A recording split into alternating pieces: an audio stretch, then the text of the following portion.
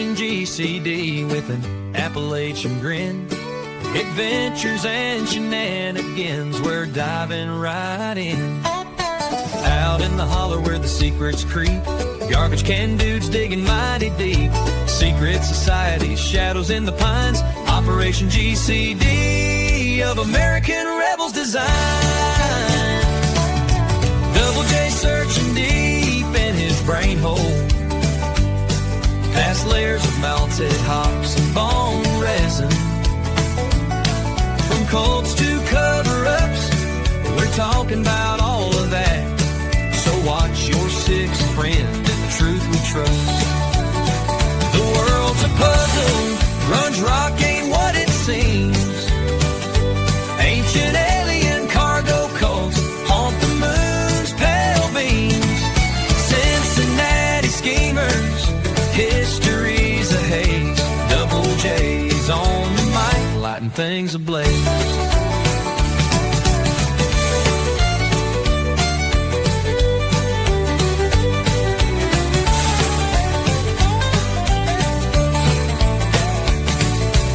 Operation GCD with an Appalachian grin.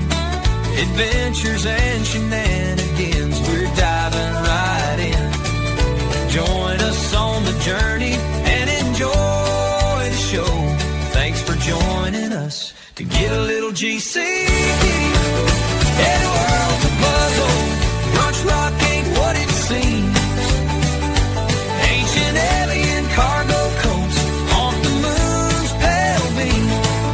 Cincinnati schemers, history's a haze. Double J's on the mic, lighting things ablaze. Hell, the world's a puzzle, grunge rock ain't what it seems. Ancient alien cargo cults haunt the moon's pale beams.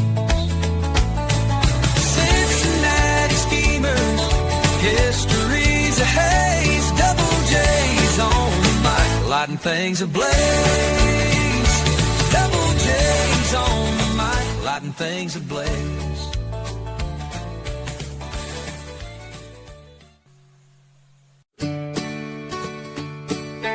Operation GCD with an Appalachian grin. Adventures and shenanigans, we're diving right in. Out in the holler where the secrets creep, garbage can dudes digging mighty deep. Secret societies, shadows in the pines, Operation GCD of American rebels design. Double J searching deep in his brain hole, past layers of melted hops and bone resin. From cults to cover-ups, we're talking about all of that. So watch your sixth friend and the truth we trust. The world's a puzzle, grunge rock ain't what it seems. Ancient alien cargo cults haunt the moon's pale beams. Cincinnati schemers, history's a haze. Double J's on the mic, lighting things ablaze.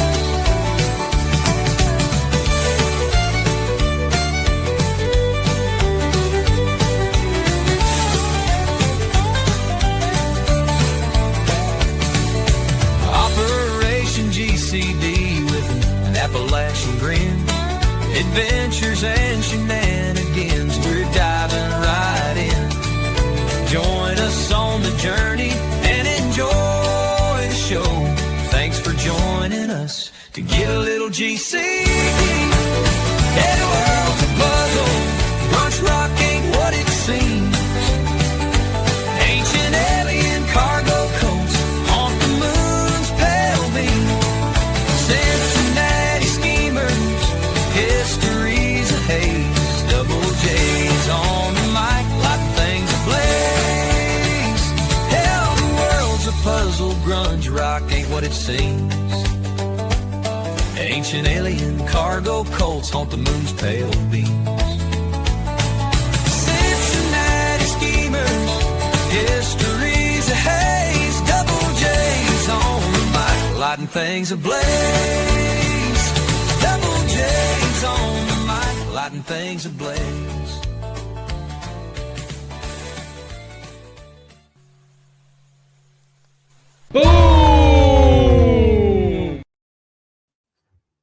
Howdy, folks. Your host, Double J, back here coming at you live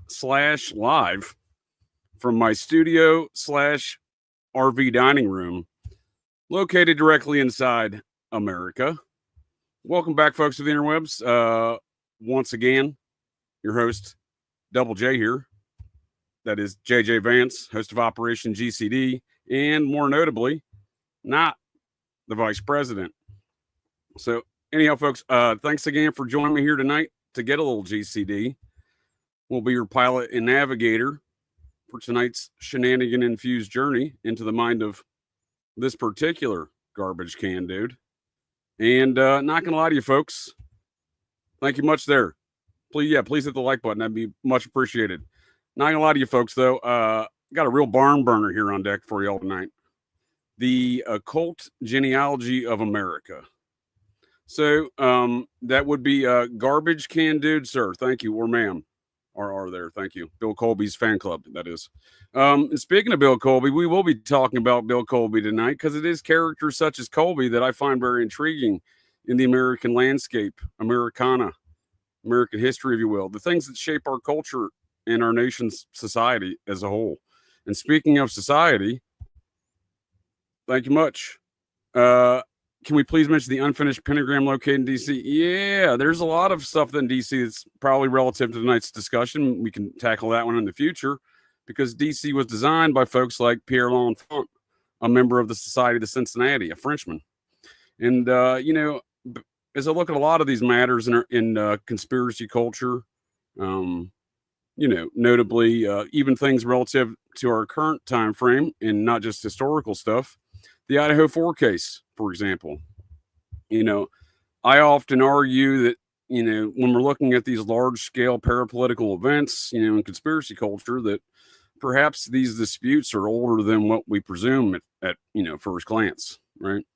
So we will be getting to some of that stuff tonight. Society of Cincinnati is obviously wrapped up in a lot of these things, if not all, as it's my assertion, my theory, that is, that all conspiracy topics, that is, all these matters of parapolitical natures and conspiracy culture and high weirdness, if you will, these things, all roads go back to the Society of the Cincinnati. Like Pierre L'Enfant, who designed Washington, D.C., the Society of the Cincinnati started America.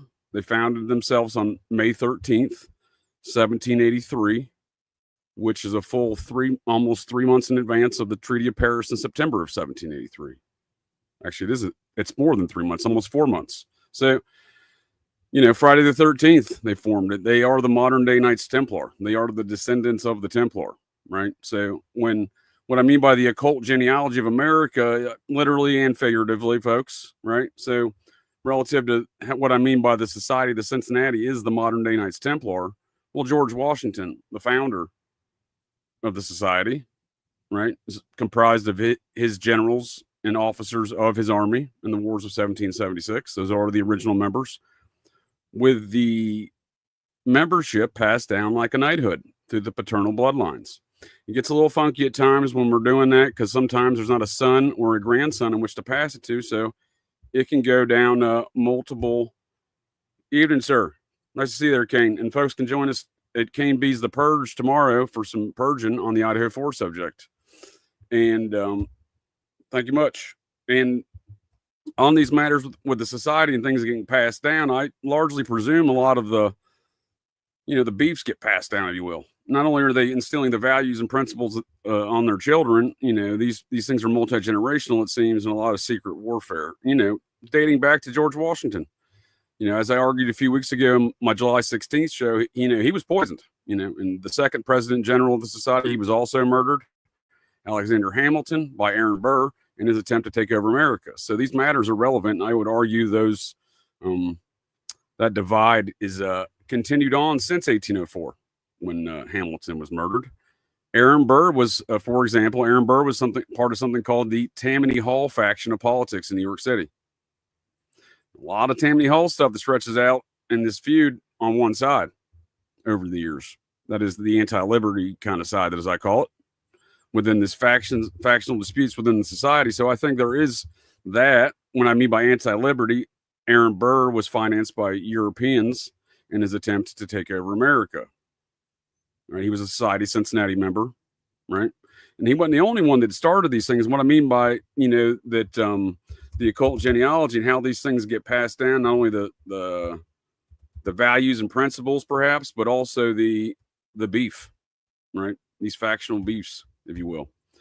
And if you folks of the interwebs recall this jackass, Stockton Rush the third, right?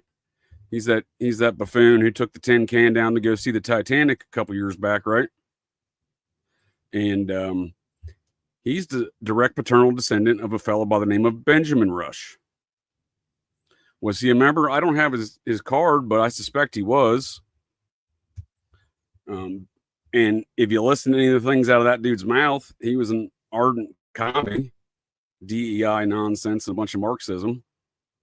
Sounds like some anti-liberty stuff, if you ask me. But his forefather, Benjamin Rush, the founding father, was the Surgeon General for George in the wars of 1776.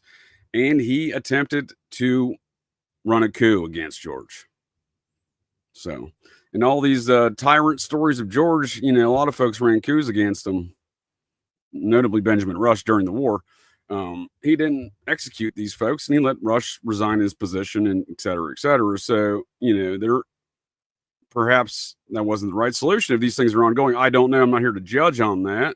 What I am saying is that Stockton Rush, an ardent commie, because his forefather in the Society of the Cincinnati, Benjamin Rush, was, who, again, tried to do a coup here in America, right? Now,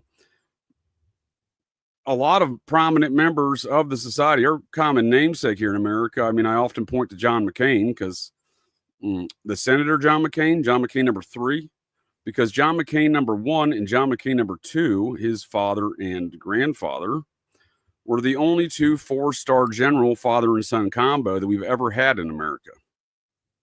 They were Navy admirals. So they were both members, hereditary, of the Society of the Cincinnati, no different than John McCain number 3. And now that he's gone, I presume John McCain number 4, his son, is now the hereditary member.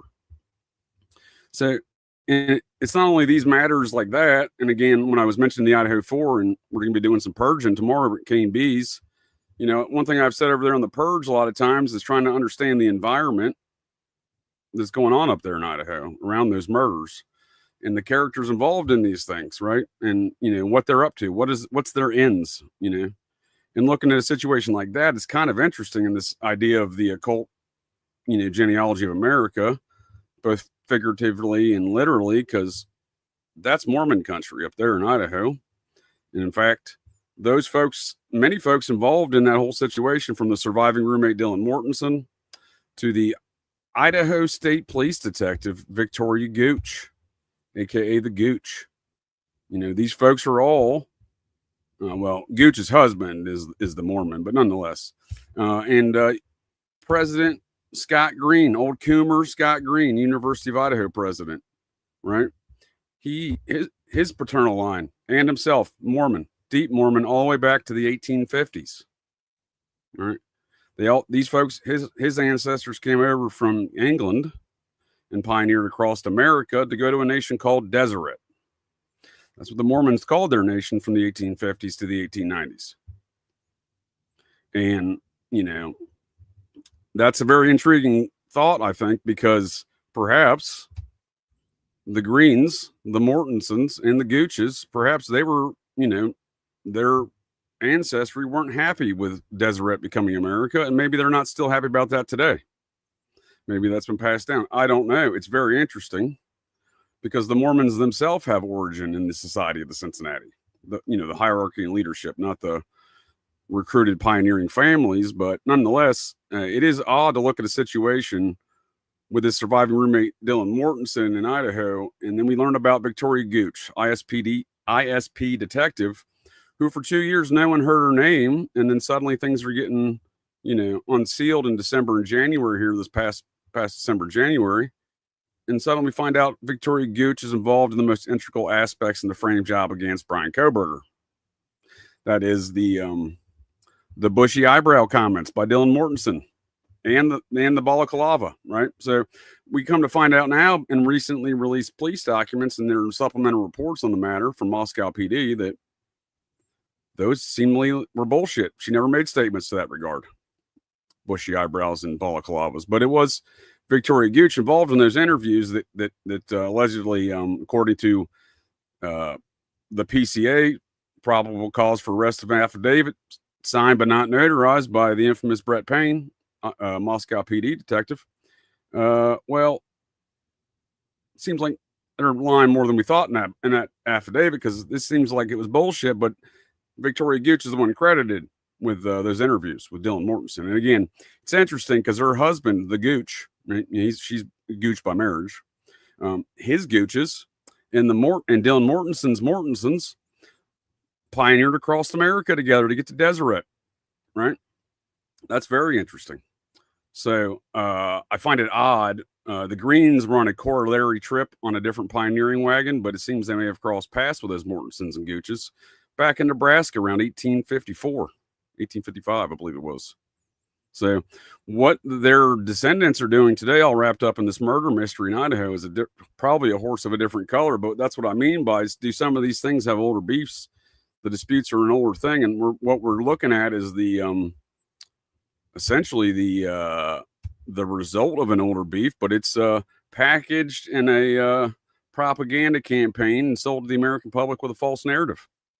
And we see that time and time again with all these high-profile cases. And one of the things I can draw with all these big major parapolitical events is there always seems to be, well, in this case, heavy Mormon, deep Mormon stuff. But again, the Mormons collectively at the mothership in Salt Lake are an offshoot of the Society of the Cincinnati via Joseph Smith. And that's where he got the philosophies from, it seems. And that's where his grandfather was an original member out of the Massachusetts chapter. So I don't know where folks like Coomer Scott Green here coming to play in his ancestry, but I can tell you this about Dylan Mortensen's grandfather, Mortensen. He was the senior legal counsel for the IRS in Salt Lake City. And I believe he was a stake president, which is like a regional manager amongst the mothership's hierarchy there for the Mormons. So that's interesting. And then again, you look back further and we learn stuff like Victoria Gooch's father was the protege of Colonel Paul Tate, U.S. Army Intelligence. And in fact, the murder of his daughter, Sharon Tate, at the hands of the Manson family there in August of '69, seems to have been the driving force for her to spend 32 years in law enforcement. Not the least of which, she does an interview where she describes her father not seeing him for 4 years, from 1970 to 74, as they continued to make new moves on new assignments with the U.S. Army Intelligence with her father and Colonel Paul Tate.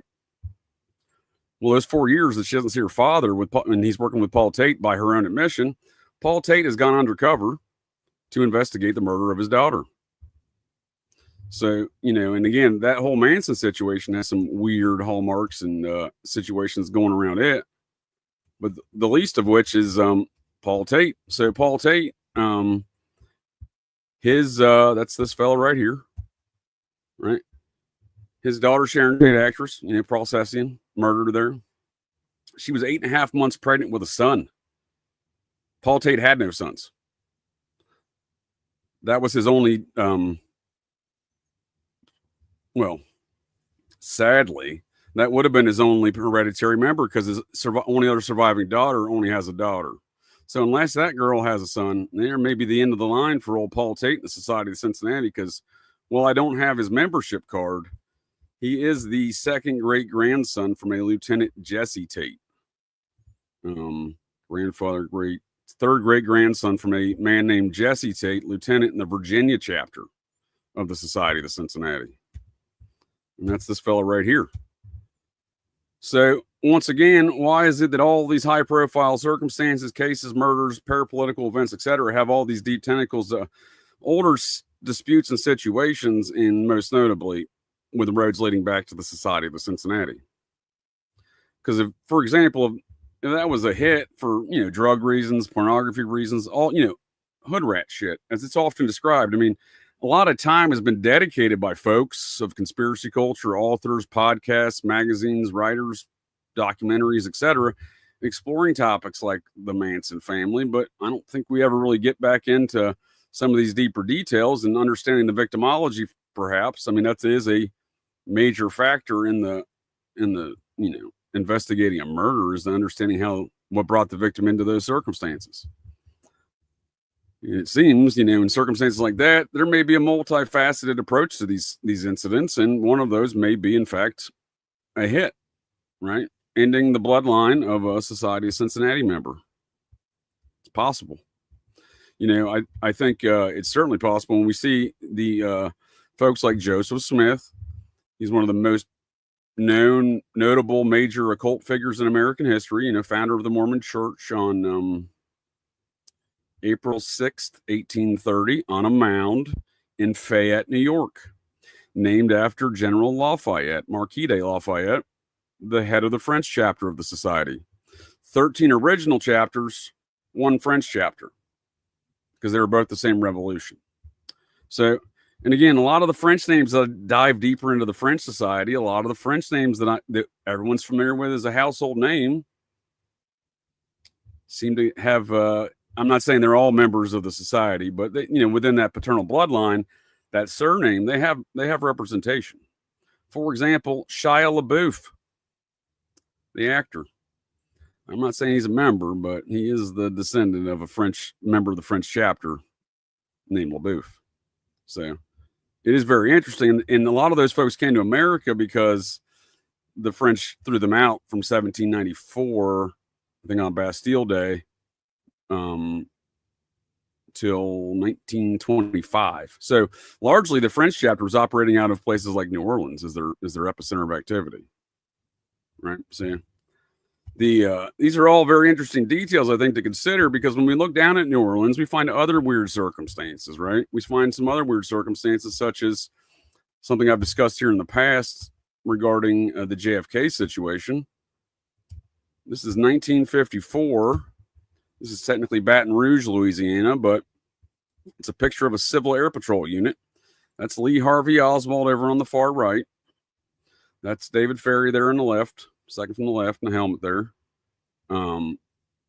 David Ferry would obviously be a major figure in the JFK assassination investigation of Jim Garrison, as was Lee Harvey Oswald, but these folks knew each other beforehand. Right?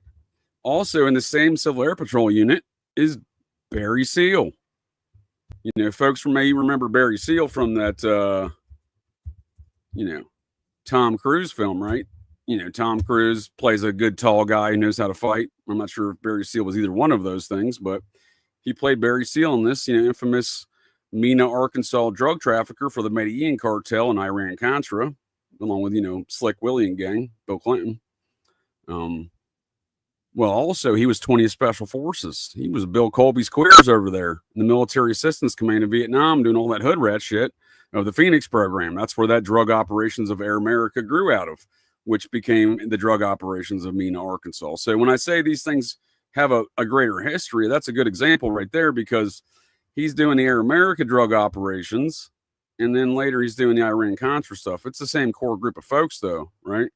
Because that's Barry Seal, but he's in a Civil Air Patrol unit with Lee Harvey Oswald, 1954 and 55 there in Baton Rouge. Now, it previously been advised that George Petty, the son of Mary Petty, the Finders cult, the CIA matters of national security back there in the late 80s, apparently dealing kids, and, they found photographs of ritually sacrificed animals with these children, etc.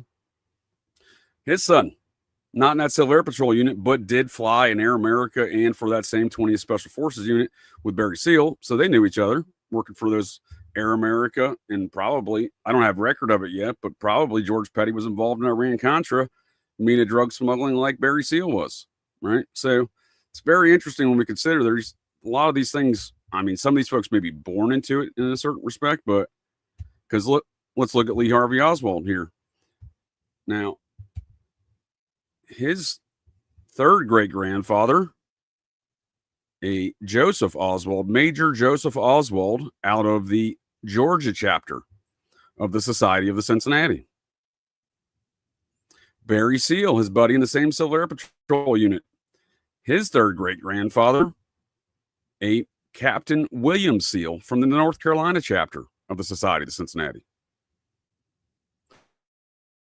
Presumably they would be the members. I mean, that's my presumption, at least, have their membership cards, right? But for example, Lee Harvey there, His grandfather was a colonel in the Confederate Army, buried in a veteran. They try to shitcode his military history. He's buried as a colonel in a military cemetery in Gulfport, Mississippi. So, they can shitcode it all they want, and we see that a lot with these matters. For example, with the Kennedy situation, Jack Bouvier's history. Jacqueline Bouvier Kennedy Onassis, her father, was a member of the Maryland chapter of the Society of Cincinnati through his mother. But his French side seems to be a member of the French chapter through the Bouviers. However, it seems like his uncle, Jack Bouvier's uncle, wrote a book in 1925 providing a false history of the Bouvier family.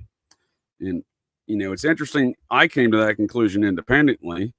And when I'm looking at these matters in conspiracy culture and the ideas of an genealogy of America, and other folks in the past have suggested some elements such as this, like Fred Springmeier in his infamous book, The 13 Bloodlines of the Illuminati.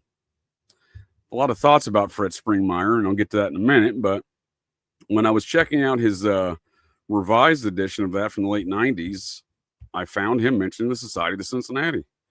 And he does, I don't throw the baby out with the bathtub, folks, because while I've got a lot of ideas and thoughts about Fred Springmeier and what he's doing with that book and his intentions overall, he's got some good points in there. He's got some facts in there. And one of those facts is he identifies the same thing I did. So it was an independent kind of a verification there. Just looking for that book right here. I'll put a link in the chats from the CIA.gov, their reading room. You can go find Fritz Springmeier's Bloodlines of the Illuminati. All right. Yes, sir. Thank you, sir. Appreciate you joining me here. Appreciate all y'all joining me here tonight to get a little GCD. Thanks again. Forgot to thank y'all. I got too excited about the occult genealogy here. But when we look at this matters of Fritz Springmeier, he writes, he does. He's one of the few folks I've ever seen identify the Society of Cincinnati. He's got a very, he's on target for the most part, I think. Then he starts shitcoating the matter and twisting it. But we do see here there is a connection to the Society of the Cincinnati with his family too. Jacqueline Bouvier Kennedy Onassis had a grandfather named Major Bouvier who invented a family genealogy who was mostly fiction, which was self-published in 1925 as our forebears. So, I have a copy of the book. I agree. It is bullshit, but Jack Bouvier was a member through the Maryland chapter through his mother. Now, I suspect he's a member through the French chapter through an admiral or a General Bouvier. I've seen him listed as both, but either way, this is a very prominent man in the French chapter as a general or an admiral, one of the two. Because the officers of Washington's army, obviously the army, but we had Navy here too in the French side. So folks like John Paul Jones, the guy who started the Navy, credited with that in Whitehall, New York. Well, that's, he was a privateer. He owned a lot of ships, and he dedicated those ships to the efforts of the war and fighting along with it. Another man did the same thing. Y'all remember this recent incident? I woke up the other day, and all over Twixter, it was all some Coldplay concert and some couple that were, cheating on their spouses or whatever. Yes, sir, Todd. Good to see you, sir. Well, that man was, what's his name? Andrew Cabot the sixth. He's the sixth Andrew Cabot. I think it's the second Andrew Cabot was a privateer in Massachusetts, the same as John Paul Jones. And I don't have his membership card, but when I looked up all of his, all the ships that were used, he's got between him and his brothers, that's most of the fleet. So there's obviously, it seems like Andrew Cabot the sixth is a strong candidate to gain that membership from Andrew Cabot number 2. So when I'm saying that a lot of the stuff we see that he's perpetrated in the media in some capacity, I'm not saying I have any evidence to support that those folks, were somehow set up, like someone knew they were going there and they put the camera on them. I'm not saying that, but it is interesting, right? It is interesting that all roads seem to lead back to the Cincinnati. So it's odd. It's very odd. So we're going to be getting into some of that stuff here, folks, tonight. I appreciate y'all joining me here to get a little GCD. And when I was saying before about the Mormons, you got Joseph Smith, perhaps the most notable occult character in America. Then you have Paschal Beverly Randolph, Rosicrucian and the man to first introduce sex magic rituals to America before Crowley. Now, this was the 1860s, I believe. He's from the Randolph family of Virginia. I don't know if he's a member, but there's a lot of membership in there. Society from the Randolph family, not the least of which folks like Thomas Jefferson, whose mother was Randolph. Then you also, looking in those matters, you look at the next big character we have in occult history here in America, and that is Jack Parsons. Really, his name's Marvel Whiteside Parsons, a.k.a. Jack. And old Jack Parsons there, his third great-grandfather, a captain in the Massachusetts chapter of the Society of Cincinnati. No different than Joseph Smith's grandfather. His grandfather was a captain in the Society of Cincinnati out of the Massachusetts chapter. Both of those men, Smith and Parsons, the society members, their grandparents were both involved in the Salem witch trials. Samuel Smith Sr. was an accuser in the Salem witch trials. Now, he didn't accuse Mary Bliss Parsons of being a witch, but Mary Bliss Parsons, the grandmother of that Parsons Society member, the captain out of Massachusetts, she was an accused witch. So why is it we have these prominent, some of the most prominent occult figures in American history, and there's a throughput from both of them. They both do the same ceremonial magic. The OTO finds root, or Crowley finds root in the same grimoires that Joseph Smith used. Right? Peter Levenda cites that a lot in his books on the subject with the Mormonisms, and makes some good points there. Nonetheless, it seems very odd. We have two probably society members. They don't have their cards, but it appears so, given their paternal lineage, right? And they're both involved in the same kind of occultism, and they both have roots to the same major occult, circumstance in pre-America, the Salem witch trials. That's bizarre. I would argue this exhibits a framework of a layer of society we don't understand, a secret layer of society with these secret societies and the machinations thereof, because, we're told, X, Y, and Z about the Salem witch trials, for example. But as I look at the details, all of it seems like feuding warfare to try to steal folks' money and property. Right? That's all it looks like. There's a lot of that in the Cincinnati, too. They always be doing that, some of that stuff. Feuding and trying to rob each other of property. For example, George Washington lost a bunch of property he owned in the 1760s. Folks just said, oops, threw that away, burnt that. And in the 1790s, when he was president, he had more real estate holdings, land titles mysteriously lost from the title offices. So there's a lot of these things that go on, and those aren't the only real estate issues that go on in and around the society. This is a common thread throughout the years with them, including when you see the Mormons. They went up, just left America, right? They went to Deseret, it was Mexico, and they made some deals and whatnot. But nonetheless, this is kind of the scope of what I'm talking about here, folks, of the interwebs, when I say, there's a deeper narrative, swamp gas narrative with UFOs, like, oh, it's swamp gas. Well, Kennedy got shot by the mob and the CIA and, X, Y, and Z and yada, yada, yada. Well, many folks often overlook in those matters is Kennedy's motorcade. Because, folks like to say, oh, Oswald got this job there weeks in advance and he was plotting this whole thing out, yada, yada. Oswald, the Society of the Cincinnati guy that knew David Ferry from the Civil Air Patrol. It was his, squadron commander there, and knew folks like Barry Seal, right? That's odd. And if folks don't remember David Ferry, let me play this clip here from JFK's Oliver Stone's JFK. Jack was a pimp. He was a bagman for the Dallas mob. He used to run guns to Castro when he was still on our side. We almost had Castro with us. Then we tried to whack him. So that's David Ferry. That was the squadron commander there for Lee Harvey and Barry Seal. So we see the motorcade that day on 11/22/63 gets moved to go past the book depository. So Lee Harvey Oswald couldn't plan that.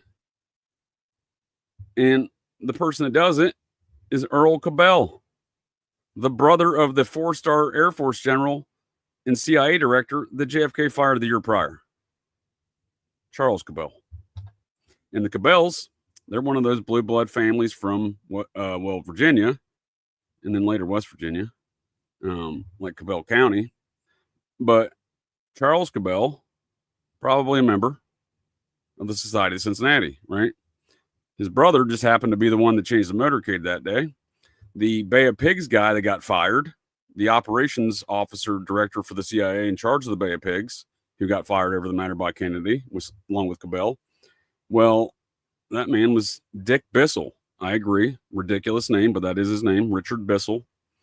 His first cousin, Robert Mueller's mom. Yeah, she's a Bissell.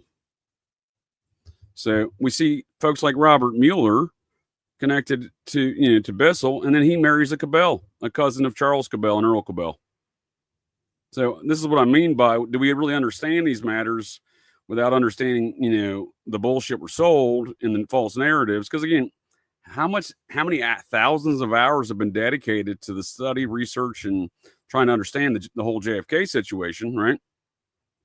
We got Lee Harvey Oswald, probably a member. JFK is a member of the society as a result of being the president, honorary member. His father-in-law, Jack Bouvier, probably a double chapter member, Maryland and France. He dies, though, in 57, so JFK Jr. was born in 60. He's probably born into it, probably born into the hereditary member from Jack Bouvier, because JFK doesn't get to pass down his honorary membership. So we see all that society stuff going on around there. Right, we see some Cabells are involved in the mix. They're a society family. We see J. Edgar Hoover is deeply ingrained in the cover-up. Well, would you believe, folks, J. Edgar Hoover, I do have his card. J. Edgar Hoover was made an honorary member of the New York chapter of the Society of Cincinnati in 1946. So we have more society stuff going on there. Yep. Yes, ma'am. Appreciate you joining us there, Heidi. Yep, Unfiltered Rise podcast. Heidi and I get into these topics a lot with this occult genealogy. Speaking of more society connections, she's the one who brought to my attention the Jack Bouvier matter and the matter of Solomon Spaulding. When I said that Joseph Smith and the Book of Mormon stuff comes from the Society of Cincinnati in a philosophy and theological aspect, we see the writings in 2 books by society members before Joseph Smith publishes his. And that's the Solomon Spaulding manuscript, who was a lieutenant in New Hampshire chapter, Solomon Spaulding, and knew the Smith family back then, well before the creation of Mormonism. And also a fellow by the name of Elias Boudinot, another founding father and original member of the Society of Cincinnati. He publishes a book about the lost tribes of Israel, Mound Wars in America, back in 1818. Which is essentially one of the fundamental storylines and basis what we see in the Book of Mormon, especially when Joseph Smith finds those alleged golden plates in a mound, the Hill Cumorah, doing some magical stuff in which to locate it via an angel or a salamander or a toad, depending on which variations of stories you want to hear and listen to. But if you take apart the kind of fundamental aspects of his actions and this spirit that guided him, it's no different than Crowley's Holy Guardian Angel. And again, they were both using the same grimoire. So that's interesting. And, so we'll be getting into some more of those matters tonight. Some more JFK Society stuff, other connections around that, Mormonism Society stuff. And would you believe all of these assassination shooters, not just Lee Harvey, right? Presidential shooters, that is. Why does it seem like they all go back to the Society of Cincinnati? And I'm talking about Thomas Crooks from Butler, PA last summer, and Ryan Ruth, the second fellow, the guy who was, his girlfriend in Hawaii that he lived with was a district manager for Les Wexner's Limited, Jeffrey Epstein's boss. So, these are the kind of the matters I'm discussing when I say the occult genealogy of America, both figuratively and literally. So it is very odd that we find these matters. Why is it that Thomas Crooks is descendant from these same foundational bloodlines, right? The start of America. And again, I think these are some of the things we don't understand in conspiracy culture over the years, and unpack some of those things, because what we've been offered along these lines is, in my opinion, again, is, bullshit.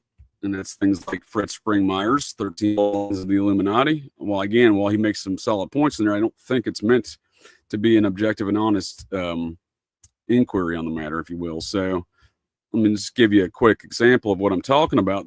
For many folks who are unfamiliar with Fritz Springmeier, you know, he did some national tours, and specifically in the 90s, starting in the mid 90s, talking about these subjects, mind control, you know, these bloodlines, stuff like that, right? Yes, sir. Good to see you there, Twizzle Stick. Turns out, you know, old Fritz Springmeier there, he's an interesting character. Turns out he's a Nazi. Yeah, his name's Victor E. Schoof. He blew up he's out here talking about satanic bloodlines, mind control, stuff like that, ritual abuse. He's out here blowing up banks or blowing up buildings and robbing banks out there in Oregon in the early aughts. He did a good stint there in the federal prison. Don't worry, he's back out today doing the national tour. However, his buddy Ted Gunderson, he's no longer with us, so he's no longer on tour. And if you all don't know Ted, well, why don't you all meet Ted? There's thousands of Americans out there. By the way, I've been shot with a laser beam twice. They got Ted twice. I don't know if they got Fritz here, or Victor, but he did spend a good, I think, about an 8-year clip on that bombing. And of course, his father worked for the USAID, which in Pakistan, which I think if any folks of the interwebs are familiar with the USAID, and you know all the documents are available to dictate and to exhibit this, that's a component of the CIA and the State Department. Right. So that's who brings us this. And then we see him on January 31st, 2002. Springmeier was indicted in the United States District Court in Portland in connection with an armed robbery. Found guilty in 2003, 1 count of armed robbery, yada, yada, yada. Sentenced to 51 months in prison and 60 months on the aiding and abetting charge. So what they did was, disregard. What they did was, a couple Nazis out there connected to that same northern Idaho Hayden Lake Nazi compound, right? The Aryan Nations compound that was still around back then.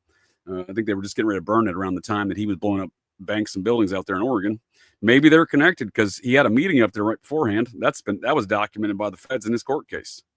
So what I'm saying here is, given all those connections that, you know, identify up to that place with all this military assistance command folks that all of these issues go back to. And, you know, from Bo Gritz and the Ruby Ridge, he was a Special Forces Green Beret for Bill Colby in Vietnam, material assistance. No different than Michael Aquino in the Phoenix program. No different than Barry Seal in the Air America. No different than George Petty, son of the Finders Cult CIA dude. So we see a lot of those kind of connections with what I like to call Colby's queers, not, you know, any commentary on their sexual proclivity, but, more so on the nature in which the impact they've left on our society. It's very strange and odd, and oftentimes hard to explain what these folks have done and what seemingly they continue to do, because we as a public have been propagandized against these matters, right? But what I'm saying is, Bill Colby, would you believe his forefather also Society of Cincinnati? Colby. So we're going to be getting into some more of that here tonight, folks of the interwebs. Yes, ma'am. Thank you much, Heidi. And unpacking some of those ideas and some more ideas around these topics, because these do seem very relevant. And again, it's not just the high-profile murders, the political assassinations, the parapolitical matters, etc. These things seem to just be the way it is here in America. Business as usual with things going back to the society. And I don't think that's a really far stretch, at least in my brain hole, to wrap my brain hole around, because they are the folks that started this place, right? I know, for example, many folks are one of the most popular kind of, and I'm not bad-mouthing the fellow or diminishing him in any regard. In fact, I do think he likely sits on that liberty side of the faction of the Society of Cincinnati. But Thomas Massey, Republican, or maybe he's libertarian, I don't know. I don't do politics. Congressman from Kentucky, right? His third great-grandfather, a lieutenant in the Virginia chapter, the Pennsylvania chapter of the Society of Cincinnati. So is he a member? I don't have his card, but he's my best guess looking at the bloodline that he is the member, right? So this is what I mean by, all roads lead back to the society, right? All roads lead back to the society. So, again, I'm not diminishing. Again, I fully recognize there's a feud there has been, right? For example, another example would be Abraham Lincoln. Would you believe his grandfather was a captain in the Virginia chapter of the society? also named Abraham Lincoln. So I presume, although the society publicly states otherwise, that he was not a hereditary member. Somebody was a hereditary member for old Captain Abraham Lincoln. I suspect it was his son, Abraham Lincoln, or disregard grandson. Either way, he was, by virtue of being president, he was a member. And all the generals on both sides of the Civil War were all descendants from the officers and generals of the Revolution, and thus members of the Society of Cincinnati. For example, Captain David Vance, the delegate to form the state of North Carolina in May of 1789, his grandson, General Zebulon Vance of the Confederate Army, two-time governor of North Carolina. And speaking of two times, there's thousands of Americans out there. By the way, I've been shot with a laser beam twice. They got Ted twice. Now, I did his genealogy, and strangely enough, he doesn't connect to much. He's largely an immigrant, from what it seems. But, you know, I didn't go as far deep as I did in the Bouvier stuff because I was pretty certain early on, and from what I was looking at, there was a lot of bullshit going on there. But I could find a lot of documents with Gunderson stuff. And he gets strangely from Omaha, Nebraska, which is odd when he gets linked in with that whole Franklin scandal later around John DeCamp, Special Forces Green Beret, Military Assistance Command, Vietnam of Bill Colby. And one of the weirdest and last missions he was on, if you could take in consideration DeCamp's activities with the Franklin scandal, he helped in the mission, his last mission in Vietnam. He got elected to Nebraska State Senate from Vietnam. That's odd. One of his last missions was an orphan mission. I think they moved 30,000 orphans out of country, Vietnamese. Yeah, this is the guy that's around the Franklin scandal. You know, Ted's friend, laser tag Ted. So I don't suspect he was being objective or honest in his approach and activities around those matters, neither laser tag Ted or John DeCamp. But nonetheless, this is what I mean by there's a deeper history. I'm not saying DeCamp's society, but, you know, again, within this network, Colby is.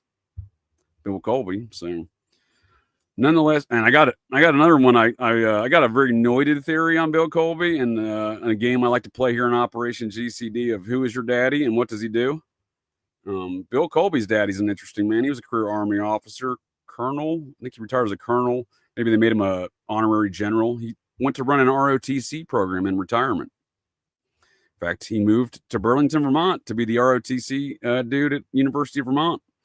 And lo and behold, when I started looking at Bill Colby's history, I realized he graduated high school in Burlington with my grandfather. That's fucking weird.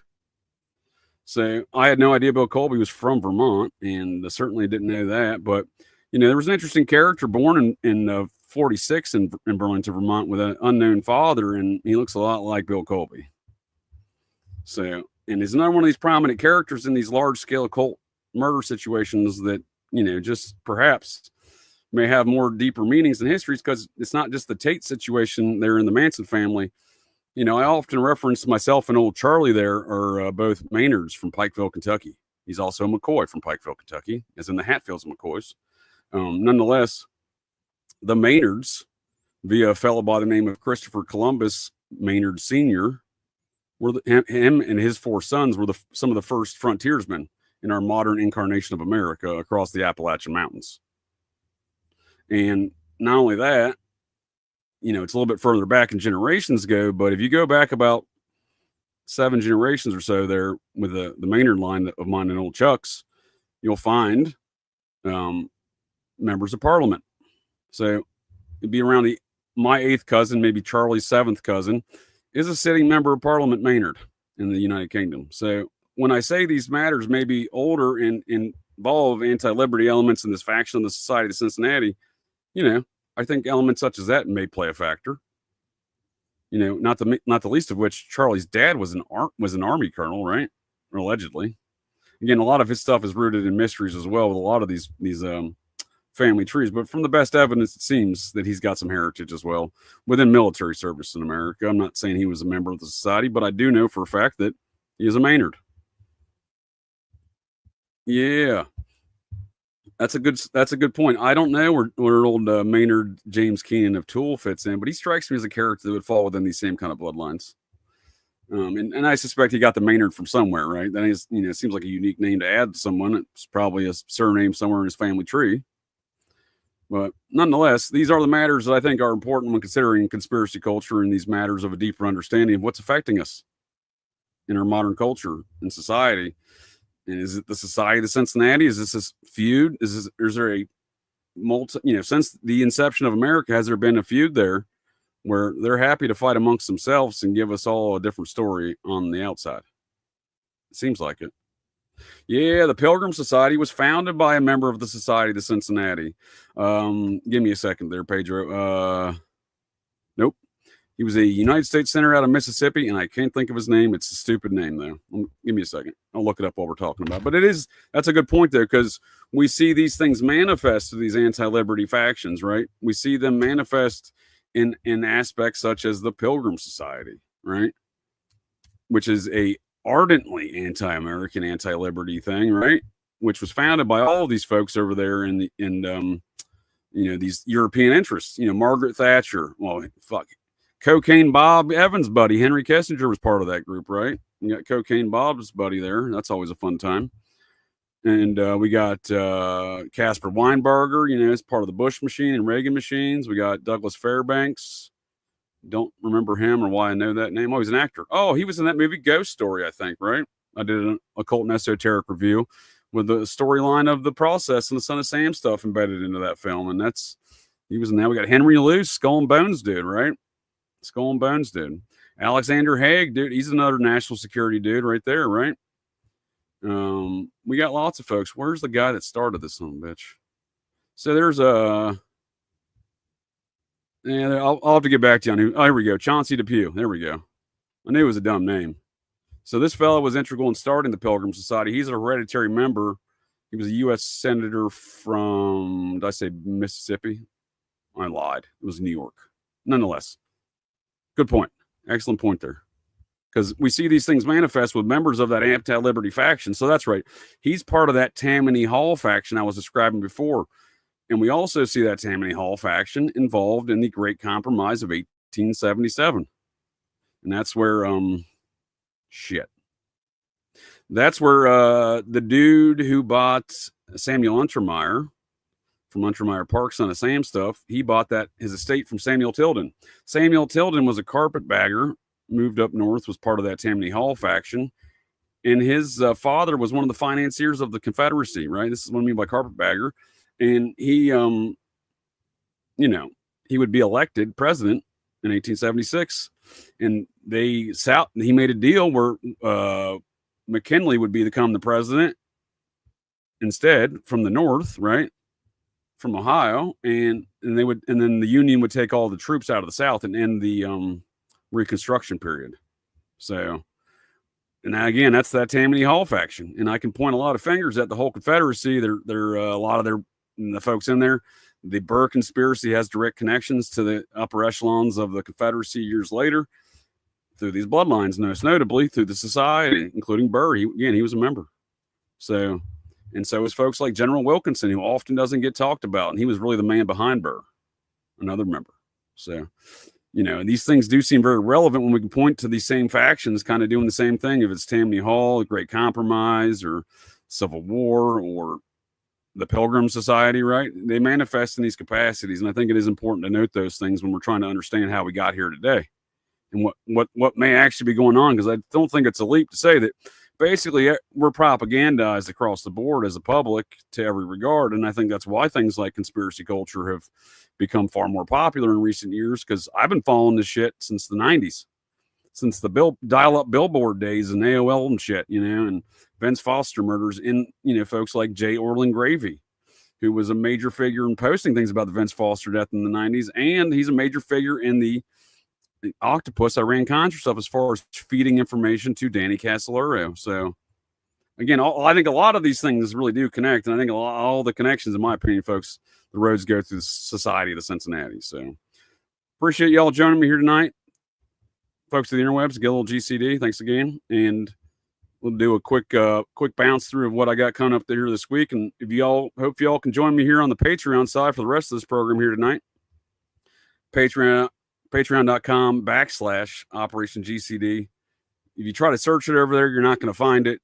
I have a link tree in the show notes. You can click on that. You'll get there. If you have any issues signing up, which there has been many, I would recommend the apps don't work the best, it seems. If you want to sign up possibly on the computer and then access it from a mobile device or app later. And it seems possibly also these app stores may be charging an additional surcharge, I think, of like $4 for a $10 subscription thing. So for the Operation GCD combo. So I would maybe, as a recommendation, try to avoid that perhaps, because that seems a little ridiculous. So that seems to be through the app stores, it seems, that's charging that extra surcharge. But if y'all catch this broadcast in the future, come on over to patreon.com/Operation GCD. And again, it's in the show notes. If you go searching for it over there, you're never going to find it. And they don't seem interested over there thus far in correcting that matter for me. So this Wednesday, still working on it though. This Wednesday, an occult and/or esoteric review of the 1989 cinematic masterpiece Twins with Cosmic Peach and her husband Colby, not Bill Colby, from Conspiracy Playtime. And then, of course, on Thursdays, they're going to do a little bit of 6 Degrees of Muppet Mikey Aquino, to try to establish the environment in which these folks operate in, the environment in which things like the Church of Satan and the Temple of Set were started in. For example, there's a lot of weird international gun runners, mobsters, the grandson of a president, Forrest J. Ackerman, one of the original members of the Agape Lodge of the OTO at Parsons, one of the original members of Scientology and a friend of L. Ron Hubbard. He was an original member of the Church of Satan, it appears. So, it is these matters. I think it's important to understand the environment these things occur in. They don't happen in a vacuum.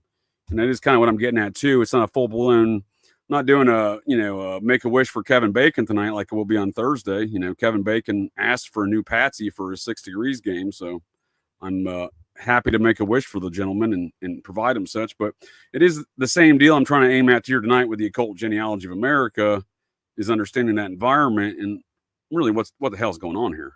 Because again, how much time can be dedicated to studying JFK and who done it? And we still don't really have any answers. And there's really never been a legitimate study into the Society of Cincinnati's impact in the matter. And again, how much time has been spent on it? And it was a matter that was immediately restricted from the American public. No one saw the Zapruder film for 10 years. And the first person, interestingly enough, the first person to report the murder on TV was a local Dallas TV clown guy. Mr. Peppermint, I think is what they called him. His son was Gibby Haynes, the lead singer of the Butthole Surfers, who's known as the godfather of grunge. And it directly connects grunge to the Laurel Canyon scene because Gibby Haynes lived with Timothy Leary, the LSD guru, for 2 years. Why, I have no idea. But that is the man who first reported the JFK assassination on Dallas and TV that day, was Gibby Haynes' dad. So there, again, why do all of these things have weird connections across the spectrum of activities of parapolitics and high weirdness in America? And I would argue the reason why that is, all roads lead back to the society, but we'll get into that further here tonight, folks. And thanks again for joining me here to get a little GCD, folks of the interwebs, and hope to see you all on the Patreon side. If not, see you again next time.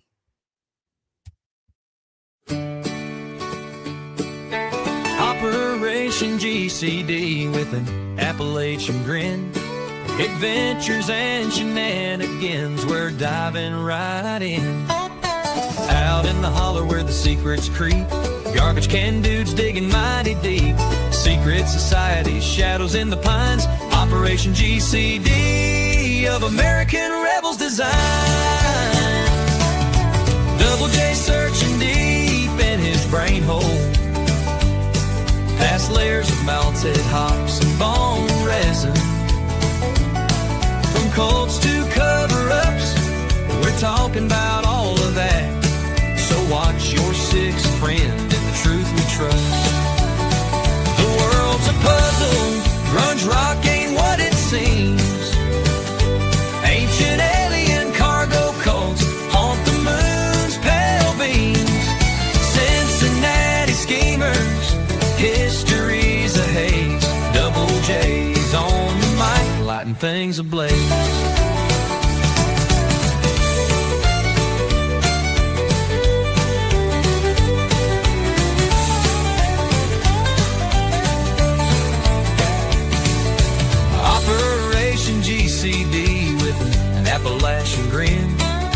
adventures and shenanigans, we're diving right in. Join us on the journey and enjoy the show. Thanks for joining us to get a little GC. Any world's a puzzle, brunch rock ain't what it seems. Ancient alien cargo coats haunt the moon's pale beam. Cincinnati schemers, history's a haze. Double J's on the mic, lighting things ablaze. Hell, the world's a puzzle, grunge rock ain't what it seems. Ancient alien cargo cults haunt the moon's pale beams. Cincinnati schemers, history's a haze. Double J's on the mic, lighting things ablaze. Double J's on the mic, lighting things ablaze.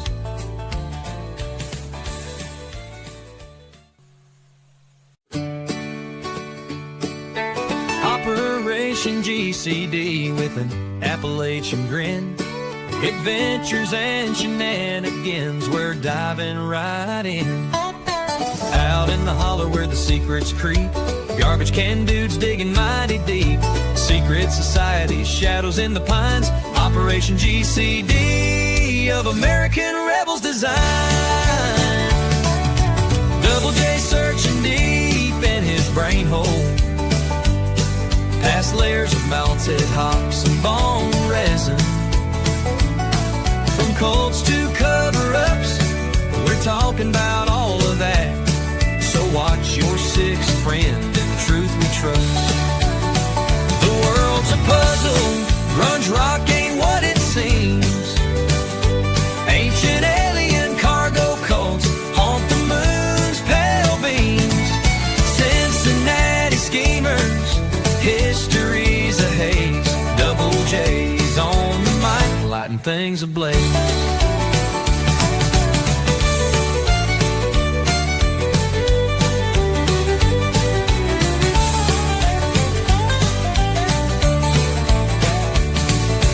Operation GCD with an Appalachian grin. Adventures and shenanigans, we're diving right in. Join us on the journey and enjoy the show. Thanks for joining us to get a little GC. Any world's a puzzle, brunch rock ain't what it seems. Ancient alien cargo coats haunt the moon's pale beam. Cincinnati schemers, history's a haze. Double J's on the mic, lighting things ablaze. Hell, the world's a puzzle, grunge rock ain't what it seems. Ancient alien cargo cults haunt the moon's pale beams. Cincinnati schemers, history's a haze. Double J's on the mic, lighting things ablaze. Double J's on the mic, lighting things ablaze.